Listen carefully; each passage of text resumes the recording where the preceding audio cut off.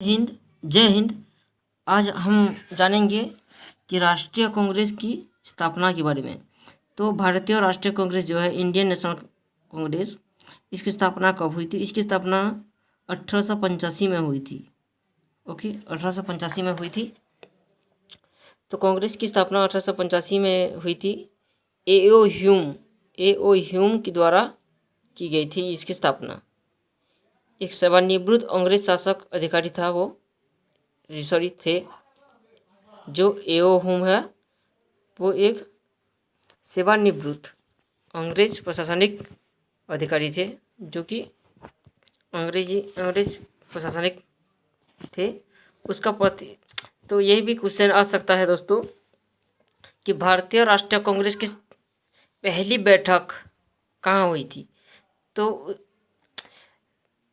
भारतीय राष्ट्रीय कांग्रेस की पहली जो अधिवेशन हुई थी वो 1885 में हुई थी और वो हुई थी मुंबई में हुई थी।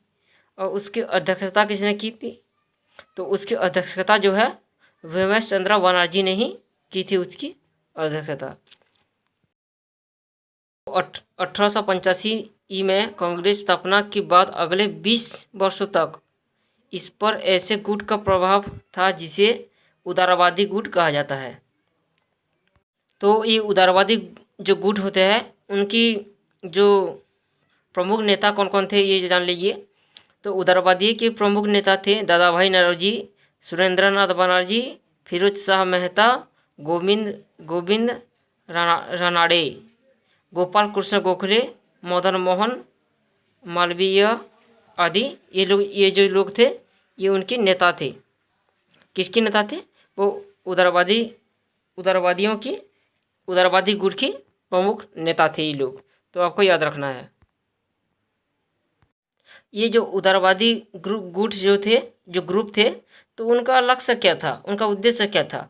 तो उदारवादियों की उद्देश्य संवैधानिक तरीके से, कोई मारपीट ना करके संवैधानिक तरीके से भारत को स्वतंत्रता दिलाना था एवं अंग्रेज शासन की न्याय प्रियता में इन उदारवादियों को घोर आस्था थी। तो एक चीज़ यहाँ पे आप देख लीजिए, 1905 से 1919 तक की चरण को राष्ट्रवाद अथवा गर्मपंथी के उदय का काल माना जाता है। तो गर्मपंथी के उदय का काल किस ईयर को माना जाता है? 1905 से लेके 1919 तक। तो ये भी आपको याद रखना है। तो ये तो थे उदारवादियों की। अब बात कर लेते हैं कांग्रेस की गर्मपंथी नेता में कौन से प्रमुख थे। प्रमुख नेता के बारे में यहाँ पे दिया गया है, आप देख सकते हैं। तो इसमें थे बाल गंगाधर तिलक, बिपिन चंद्र पाल और लाल लाजपत राय, जिसे हम लाल बाल पाल के नाम से जाना जाते हैं। तो अरविंद घोष भी थे, अरविंद घोष आदि इस मैंने गर्मपंथी नेताओं की प्रमुख थे। तो इन नेताओं की विश्वास था कि भीख मांगने से भी स्वतंत्रता नहीं मिलती, भीख मांगने से कभी स्वतंत्रता नहीं मिल सकती, उसके लिए स्वावलंबन संगठन का संघर्ष की आवश्यकता है।